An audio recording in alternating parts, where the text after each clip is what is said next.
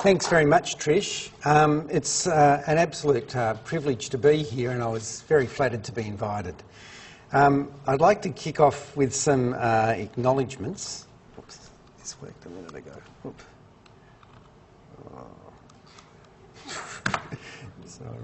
Okay. Right, there we go. Yeah. I'd like to kick off with some acknowledgements. First of all, thanks to UWA for having me. But I'd also like to note that what I'm about to give you is not just the work of me as a talented individual scholar by any means. I've worked with a wonderful group of people over many years, and I won't read them all out there, but at the Workplace Research Centre we had a mass of about 10 researchers who were working on these issues pretty actively for the best part of 2.5 decades. I'd also like to acknowledge the funders of our research. The Workplace Research Centre did work based on what's technically known as Category 2 and 3 funding, and we had people who took a lot of effort to mobilise some big funds for us to look at the issues I'm about to share with you. The ones I'd really like to note are the ARC and a consortium of unions that allowed us to do the 5-year Australia at Work study. The Eastern Seaboard state governments from 1998 to 2008 commissioned about 7 workplace surveys. The Australian Education Union, the Australian Qualifications Framework Council, the Australian Workplace and Productivity Authority, the National Centre for Vocational Education Research, and the Fair Work Commission have all commissioned large-scale projects with us. Can I emphasise, they would not necessarily agree with anything I am about to say. What I would like to acknowledge about these bodies, though, is they have taken the view that we need to have independent thought in the applied research space. So this isn't just contributing to the academic literature. All these projects were all about how can we basically make public policy function better, and in particular, how can we make work and education better. Now, I'm going to make some pretty big calls in the following presentation. I've made it a little more provocative than I usually do because it's 6 o'clock and I want to keep you awake. But there are publications that I list at the end for those of you who are interested in getting the detail. So, what question am I answering? My first training is in history, and the thing that historians have hammered into them that you must have a question. There's so much material over looking at the past that you've really got to nail down a particular topic to go after. And the question I'm asking tonight is, how can our approach to work and education nurture economic renewal? Pretty big question, and there are a number of motivations. I've got kind of a set of values, and I come from an analytical tradition that I thought I'd lay out for you just quickly. Basically, I'm a child of the Scottish Enlightenment. I'm very much of the view that we should be using reason to improve human flourishing. And I'm also very influenced by the work of Aristotle, and he's been picked up by some labour researchers who've made a lot of his distinction between work and labour. And putting it in a nutshell, labour is work stripped of its essence. In fact, in the Latin, labour is actually like punishment. And when you think of labour as just the most basic type of human activity, it's not very attractive, whereas the notion of work is a matter of self-realisation and allowing one to use creativity in a collective context to really flourish as an individual. So that's the kind of values and deeper analytical setting. What's the immediate motivation for talking about this topic tonight? Well, this is where I will be a bit over the top, but I think it's worth being a bit over the top. I think we're living in an era of forgotten and inconvenient truths. Let's remember that in 2008 and 2009, the world economy was on the brink of collapse. And let's remember that it was only saved from collapse by the governments of the OECD mobilising 1/3 of world GDP to shore up the world's banking system. Now, that is not a marginal intervention. That is not a sustainable economic system. It was a crisis of extraordinary magnitude. And what has happened since? Well, basically the policy regime that led us to that point is still pretty much in place. The second motivation for me is that The labour market, I think, whilst outwardly looks pretty good in Australia, in fact people talk of the Australian economic miracle, in fact when you go behind the aggregates there are many problems, and I'll take you through them. And the Productivity Commission released a report on Tuesday which basically said let's continue with the policy regime, which is of the same milk that led us into the GFC, and they do not address any of the problems I'm about to take you through in the labour market.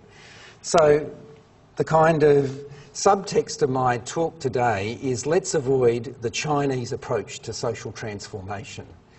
In the late 1950s and early 1960s, China adopted a major experiment called the Great Leap Forward. As a result of that, it is conservatively estimated that 15 million people starved to death. That's an official Chinese Communist Party statistic. Independent estimates put it more like 30 million people. The basis of this economic and social calamity was that the Chinese Communist Party set up a system of centralised control in which it basically cut off the flow of real live information. The failure of this reform ultimately led to Mao being discredited and sidelined within the CCP in the early 60s. But then Mao fought back. Mao said the fundamental problem was we didn't implement the reforms fully. We didn't actually see through the program of change as thoroughly as we should have. Does this sound familiar? If we hear problems today, it's often that we haven't deregulated enough or that we haven't been committed to marketisation enough. And so my argument is the Chinese then went through the catastrophe of the Cultural Revolution, which then took them another 15 years to recover from. So I've got some big kind of philosophical motivations in the Scottish Enlightenment and Aristotle, but there's a very practical one too. In the policy debate today, there is way too much complacency, and to the extent that people think about new policy directions, they're saying we've got to go further down the road. That's basically causing the problems. And I wanted to show you why we shouldn't do that and where we could go and do things differently. There are 4 theses I'd like to elaborate on. The first is that the legacy of the 1980s is part of the problem and not part of the solution. Now, you might have heard a lot of talk today, we've got to get back to the glory days of Hawke, Keating and Howard. Well, that's actually going to get us in a worse situation. This is a narrative that is very popular in the Australian and the Financial Review, and it's a narrative that is very limiting in our ability. It limits our capacity to think clearly about what the problems are and where to go. I want to note that it's not just John Buchanan, isolated academic at Sydney Uni, sprouting some strange little story. What's happened to the Australian labour market was predicted and was entirely predictable, and that is now acknowledged by the OECD, the World Bank and the IMF. These are not usually authorities associated with the kind of analysis I'm putting forward. My third thesis is that if we are to get out of the situation we're currently in, we've got to look at re-establishing the connections between the strong and the weak. It's not simply a matter of creating equality. We've got to look at a dynamic situation where the strong help the weak. And the way we do that is by building on the legacies that existed prior to the marketisation of the 80s and 90s. And so the key challenge then becomes, well, where do we go? We don't simply go back to some mystical world of the past, which was some glory days. I'm not romanticising what the world was like before the 1980s. But we've got to use that policy edifice to work with the new contours of solidarity to provide a new basis for education and work to underpin economic renewal. So let's start off with the legacies of the 1980s being part of the problem, not part of the solution. From the 1980s, early 1980s, we were told that microeconomic reform would lead to major economic renewal. The BCA, the Business Council of Australia, promised us a productivity breakout of 25% if we had decentralised bargaining. We were told that the education system would flourish if we marketised it. HECS and the demand-driven model were put in place. And the union movement bought this agenda because it was told decentralised bargaining would lead to its revival. The reality has been that whilst there have been some positive developments in aggregate, such as output growth, behind the aggregates we've had nothing but deepening problems of inequality and job quality. Now, I've been told by my hosts that I had to strip out most of the data I put in tonight's presentation, so you're just getting the edited highlights, but these are the fundamental facts you've got to grasp. What's happened over the last 30 years in terms of output and productivity? That line across the top is output per worker in Australia. It shows that labour productivity has basically improved by 100% over the last 30 years. The flat blue line is real wages. So that's basically telling you whilst Australian workers became twice as productive, their real wages hardly moved at all. That disconnect between real wages and productivity only happened from the 80s onwards and represents a significant shift which resulted in this, a declining proportion of wages share of GDP. In 1978, just over 60% of GDP accrued to the workforce through wages, salaries and supplements. Today, it's a little over 50%. Putting it crudely, business now controls 10% more of GDP than it did 3 decades ago. So there's been massive growth. Most of those gains have accrued to business. But it's not just been in aggregate that the problem has occurred. There have been real problems in the labour market. This is trends in employment and underemployment since 1978. The line at the top is the open unemployment rate, and you'll see that's kind of gone up and down with the trade cycle. The really interesting part of this diagram is underemployment. This is the proportion of part-time workers who want more hours of work. And you'll see as a percentage of the workforce, that's gone from 2% of the workforce to well over 7%. This is huge. These people are part-time unemployed as well as part-time employed. But then if you're employed, you've probably noticed that your hours of work has gone up. So full-timers in Australia today, and I emphasise this as full-timers, it's not an economy-wide average, work amongst the longest hours in the OECD. The yellow line is the proportion of workers working more than 45 hours a week. And you'll see from 1984 to the mid-1990s, that went from just over 20% of the workforce to a third of the workforce, and then it levelled out. That's very, very significant. So a third of your full-time workforce now is working more than 45 hours a week. Now, the real cracker is what this means for households. So all the data I've shown you to this point is what's going on with individuals. This is data the Reserve Bank put together on what are the hours delivered by households where the head of the household is aged 25 to 39. These are basically prime age adults, usually raising kids. And you'll see in the early 1980s, those households were delivering 40 hours a week to the labour market. They're now delivering 52 hours a week. Now that's a huge shift. So you've seen the individual's hours might have gone up a couple of hours a week, but when you put it together in a household, this is where you get the so-called work-life balance problem. It's not a work-life balance problem. There just aren't enough hours of care left in households, and the Australian welfare state has been very weak in getting care support in around that.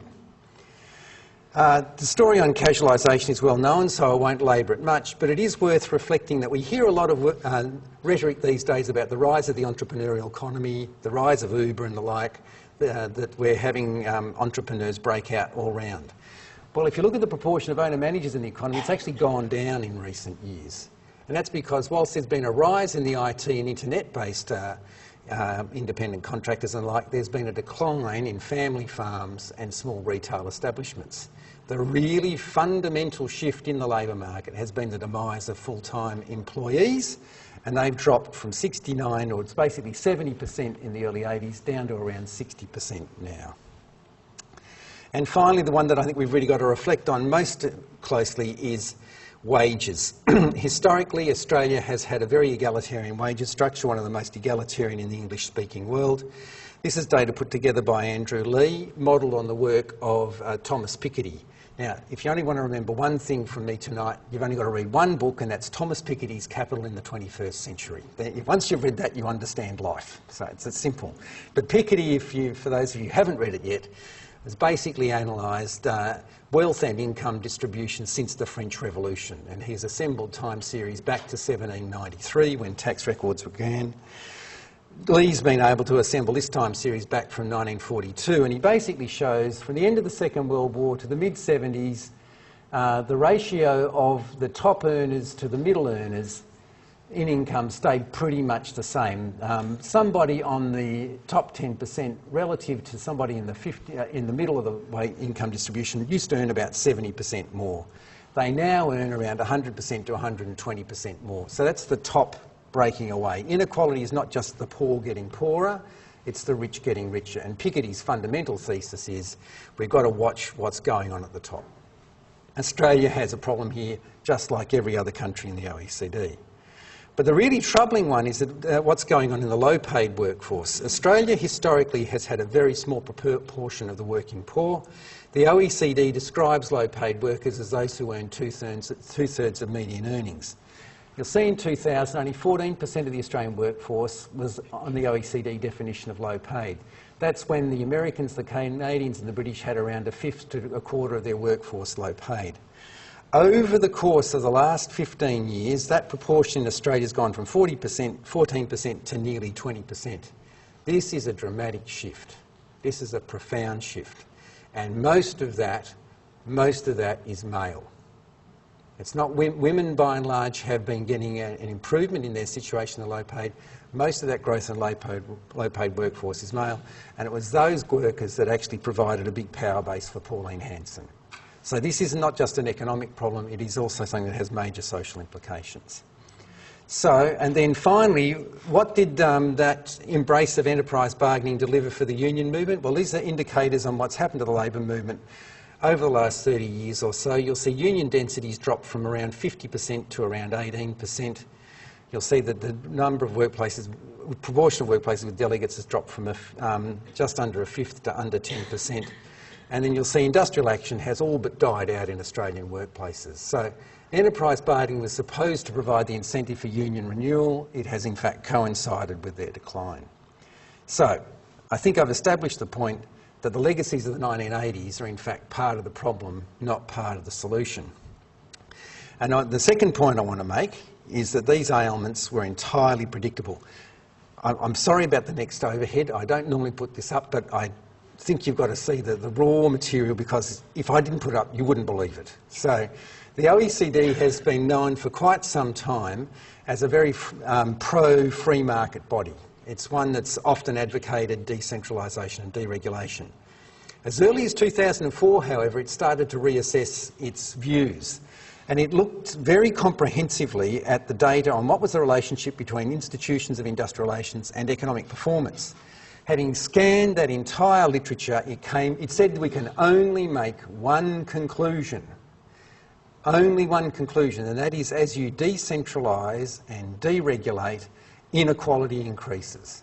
That's the only iron law of the relationship between industrial relations and economics.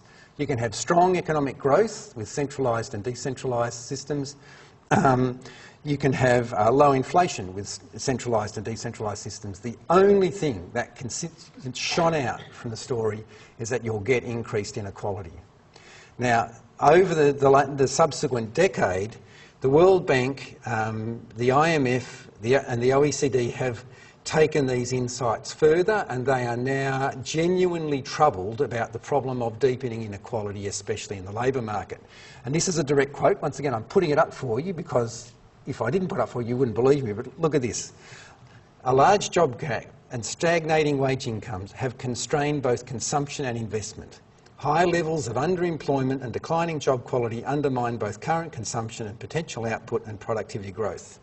More and better jobs are needed as the foundation for sustained growth and the well-being of societies. That is classic underconsumption.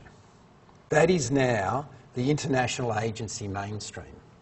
So when I'm saying we've got a problem, when you've got groups like the IMF, the World Bank and the OECD saying we've got a problem with inequality, we've got a problem.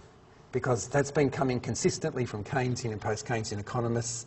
It's come from critical labour market researchers, but this is now in the mainstream. So the question then becomes, well, where do we go?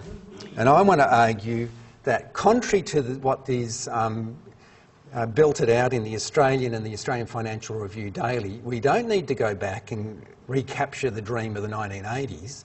We've actually got to go back, and as a historian I really want to hammer this hard, we have legacies that predate the 1980s, and in fact to the extent that Australia is actually as good as it is today, it's because of the legacies that predate the 80s, not because of the legacies that come from the 1980s onwards. And the thing I really want to share with you is that the award system in particular has survived despite continuous efforts to run it into the ground. Now, can I give an IR tragics alert at this point? There's going to be a lot of very detailed data. There might only be some people in the audience who want it, but I just want to let you know that there are other IR tragics in the world that like to share detailed information. For those of you who aren't IR tragics, indulge us a little bit because there is a punchline, and the punchline is awards have survived and they are still very important, and they provide a framework for, I think, thinking through where we can go next. So, for those of you who may or may not know, Australia, within the English-speaking world, had one of the most egalitarian wage structures. And one of the reasons it had that egalitarian wage structure is that there was a dynamic relationship between the gains of the strong and the weak. This is the case in any industrial relations system where you've got strong unions. But Australia had a particularly effective arrangement whereby the wage gains that were won in the strong parts of the labour market, particularly in the male trades areas, in engineering and construction, wage settlements in there were then recognised in awards, and the Australian award system came out of a judicial model of fairness. And we are a common law country, and the defining principle of justice in a common law is that you treat like cases alike. So when a wage was set in one part of the award system, the tribunals would look at what's going on across the system and say, well, we've got to have relativities maintained equally. So that meant when the strong had a wage increase, that ultimately found its way through the entire wage system. It's called comparative wage justice. According to the Australian Financial Review, it's a totally irresponsible system that leads inevitably to inflation and ruin for all of us. But for the best part of 80 years, it delivered a very, very egalitarian wage structure. Now, at the core of that wage structure was the fitter's rate. The fitter is a skilled metal tradesperson who used to do maintenance work and still does maintenance work in engineering establishments. And the reason the fitter's rate was taken as a reference point is that they were an occupation that worked across many industries. Now, what I've got here is time series on what the fitter got relative to the median. And basically, the fitter was pretty close to, was regarded as pretty much the average worker. And you'll see there in 1980, what the fitter got was around 86.7% of median earnings. As the system has decentralised, awards have been allowed to wither. So there was this notion when the wages of the strong helped the wages of the weak. What happened in awards happened in workers' pay. The decisive shift of enterprise bargaining was not to promote productivity bargaining. The decisive push in industrial relations reform was to sever the links between the strong and the weak. So the fitters could still go away and get good pay, but enterprise bargaining meant that what they got didn't flow through the system. And that has been spectacularly successful as a policy achievement. But you'll see the end result of that is the fitters' rate in the award now is only 57.4% of median earnings. Now you're probably saying, well, so what, John? Is this just, a bit of nostalgia? Well, it's not nostalgia, can I warn you? And the next slide I'm going to put up is a user-hostile slide, but I will talk you through it. Okay. So this is basically showing us what are key categories in the labour market by wage level. So the OECD definition of low pay is 2/3 of median earnings. This is data from 2011. I'll explain why I did that later, if you like.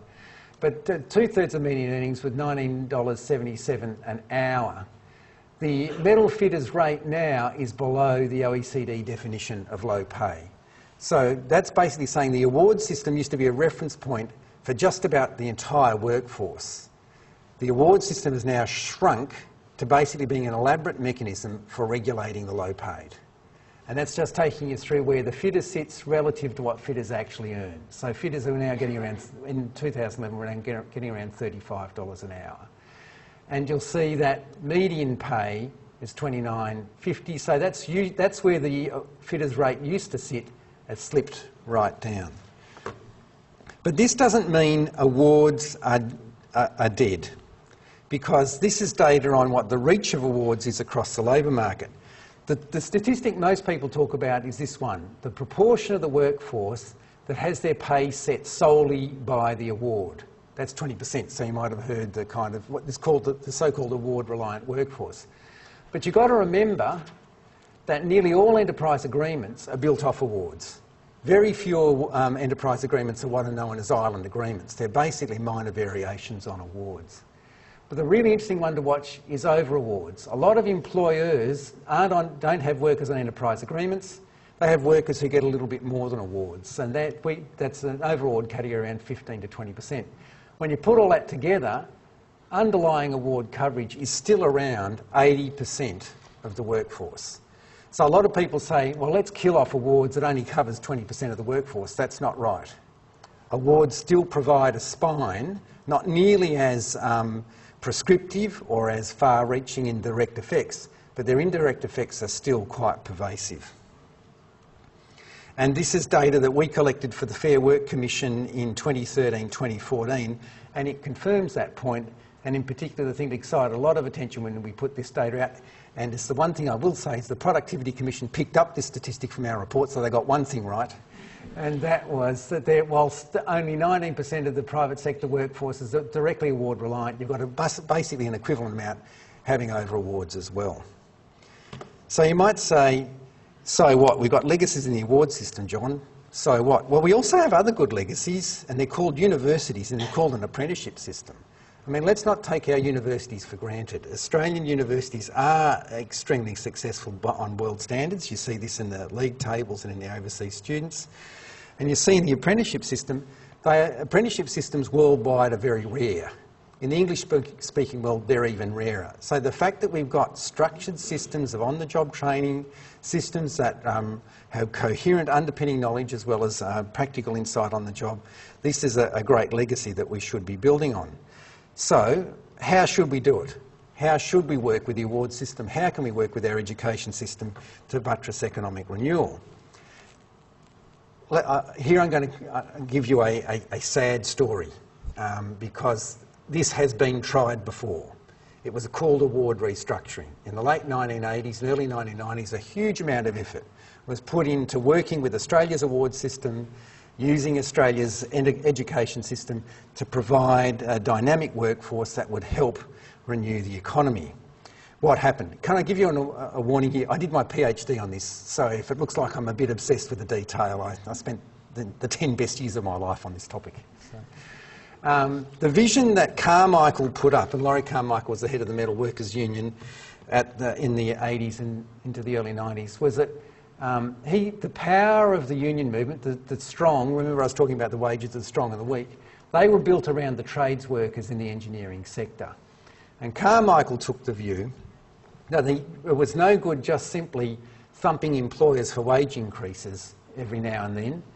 The trades workers had to open up their skills so that trades assistants and unskilled workers could get trades jobs, and so that trades workers could get the progression into engineering technician and degree qualified engineering jobs. A vision of a career path.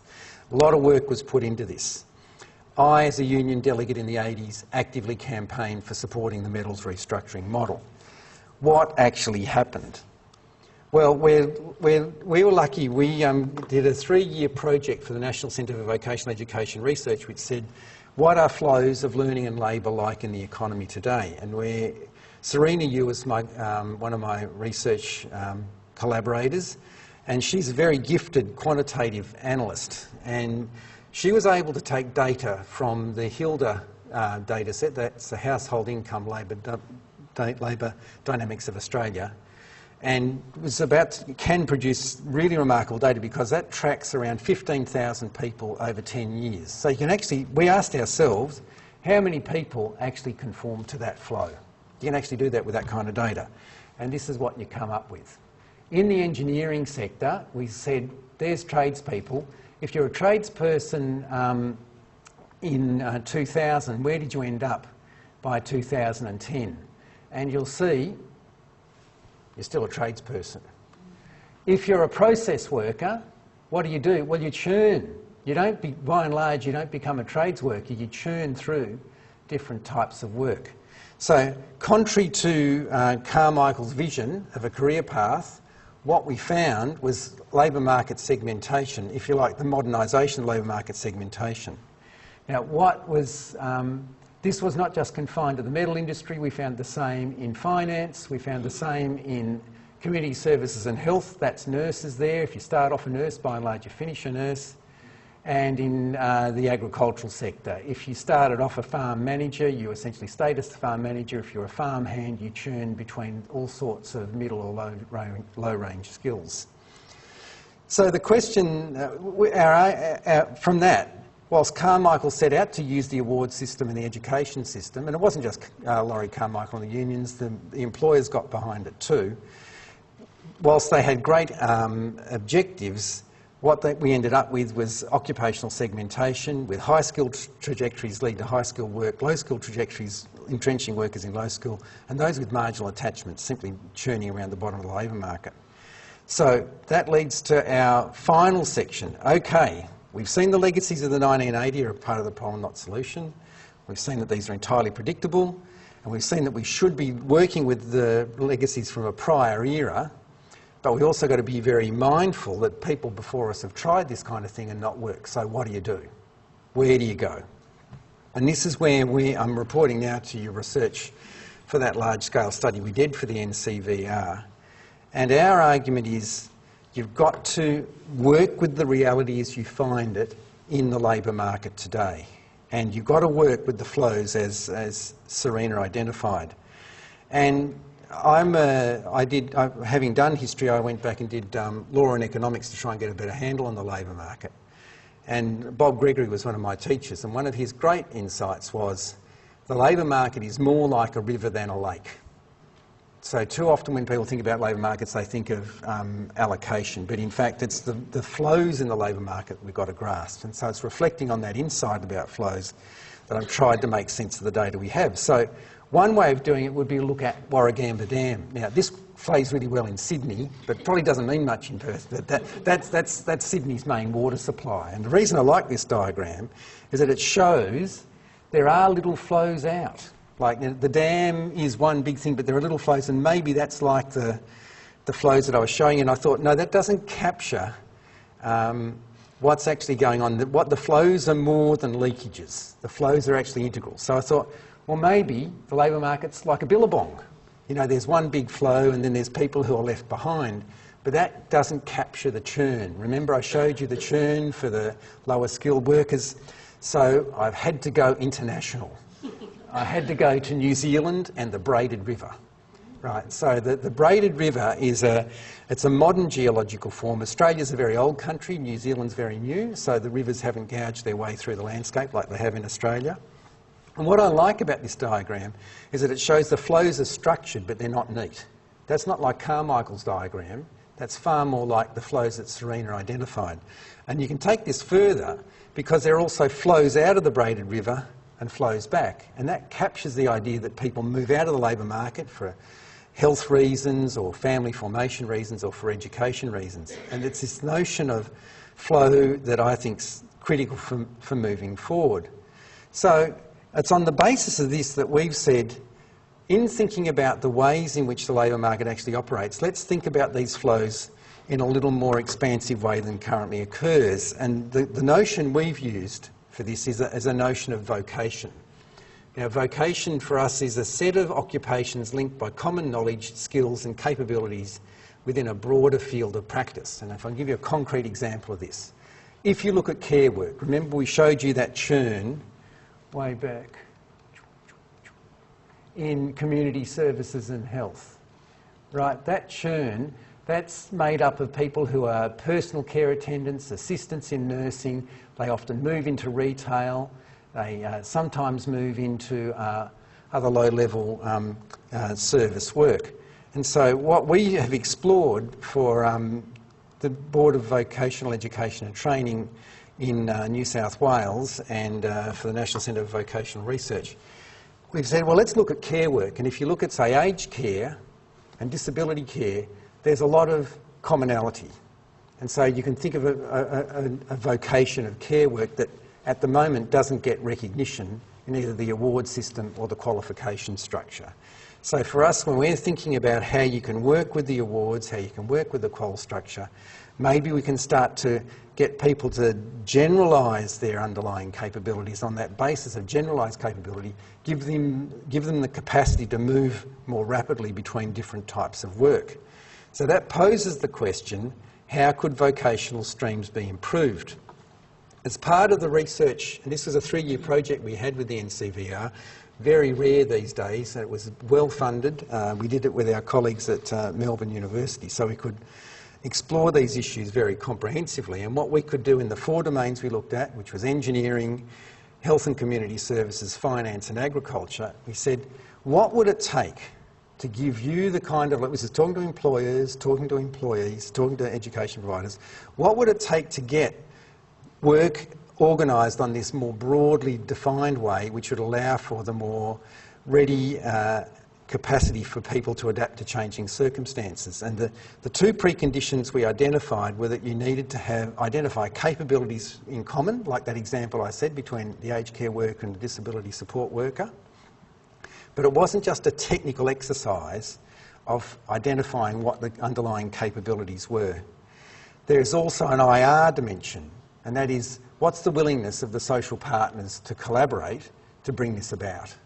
And the ability of different partners in different sectors of the economy to bring about this different way of doing things varies dramatically. So if I can just give you one example, there's huge potential in the health system for a greater collaboration and greater commonality in skill.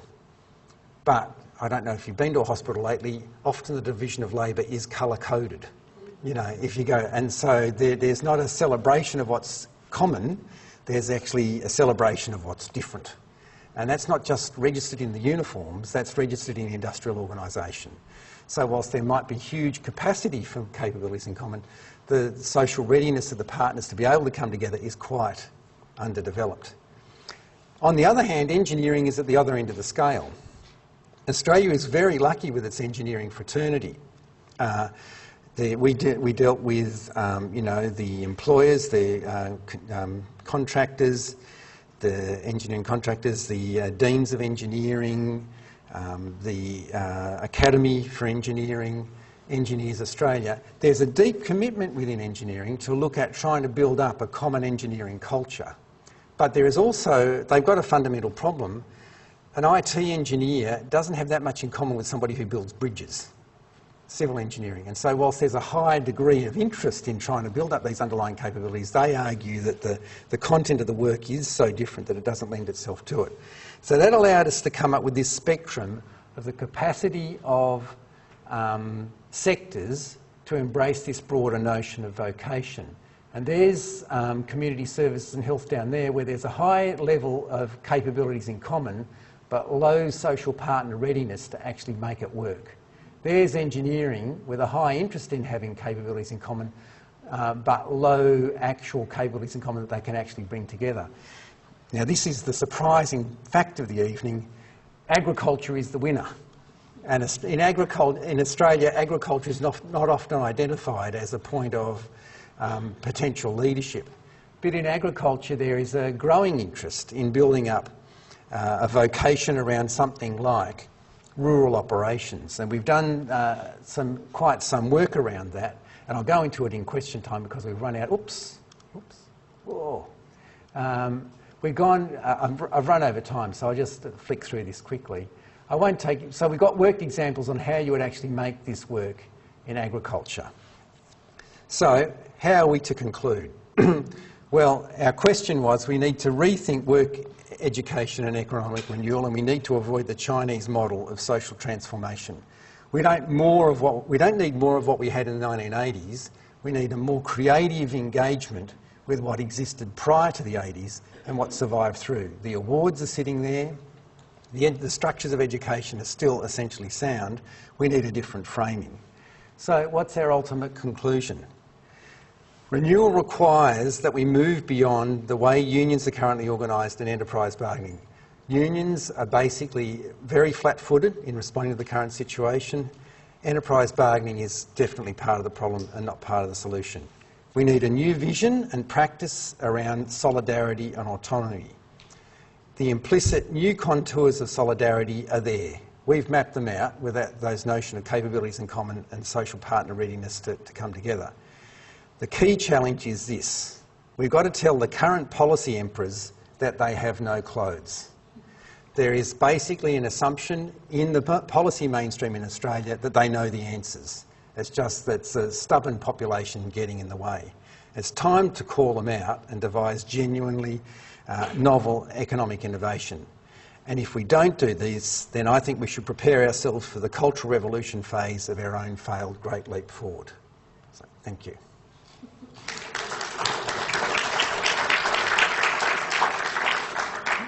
Thank you very much. Very challenging conclusion there indeed.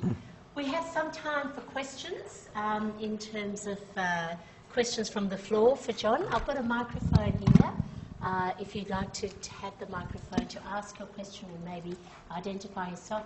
Can I just ask you to ask questions rather than stand up and make a huge statement, because I think that's what will generate our conversation here. So who would like to ask a question, please? After telling you all to not make statements. Here we are. Would you like the microphone? I don't think I need it. Okay. You're critical of the Australian and the financial reviews, economic focus. So is